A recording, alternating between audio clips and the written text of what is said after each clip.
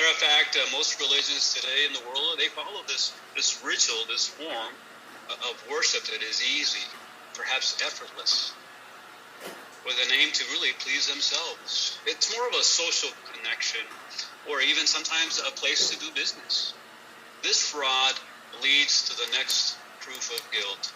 They refuse to recognize Jehovah as sovereign of the universe. Yet, God is meting out judgment against people who profess to be religious or these so-called nominal Christians. That's why Jehovah has to prove his sovereignty against them, against these unresponsive people or nations, the wicked and his fictitious counterpart, Christendom. So how serious is this? Well, let's go to the book of Jeremiah, chapter 25, and we're going to look at verses 31 all the way to 33. And notice what it says here. It's Jeremiah 25, down to 31. It reads, "And a noise will resound to the ends of the earth, for Jehovah has a controversy with the nations. He will personally pass judgment on all humans, or flesh, and he will put the wicked to the sword, declares Jehovah. This is what Jehovah of armies says. Look, a calamity is spreading from nation to nation, and a great tempest will be unleashed from the remotest parts of the earth. And those slain by Jehovah in that day will be from one end of the earth clear to the other end of the earth. They will not be mourned, nor will they be gathered up or buried.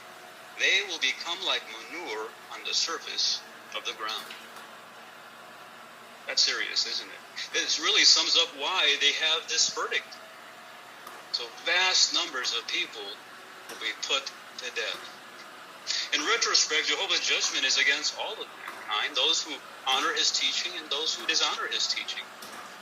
So friends, it's imperative that we get our form of worship correct, that it keeps harmonizing with his righteous standards. See, there must be a clear distinction between real worship and pretend worship of God. And notice how Malachi prophesied that would happen. Let's look at Malachi 3, verse 18, and notice what it says here. It's Malachi 3 and verse 18. And it reads, "And you will again see the distinction between a righteous person and a wicked person, between one serving God and one not serving him."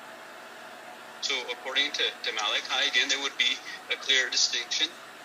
And it helps us to appreciate that there would be a sharp contrast, a difference between what a true Christian would do or practice versus someone who had perhaps superficial service or pretend to serve God.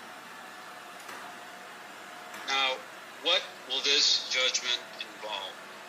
Well, let's talk a little bit more about this.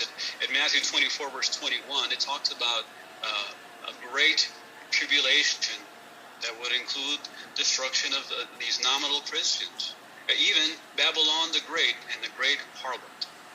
Because for years her fraud or lack of reverence for God she has committed various deplorable crimes in the name of God and against God's people. She has committed spiritual fornication. Yes, by affiliating itself with Satan's political rulers or its system of things, by supporting and pledging its allegiance to governmental rules, by being disloyal to God and becoming in direct opposition to his sovereignty. And notice what Revelation 17, 5 and 15 says about this. It's Revelation chapter 17, we'll read 5 and drop down to 15.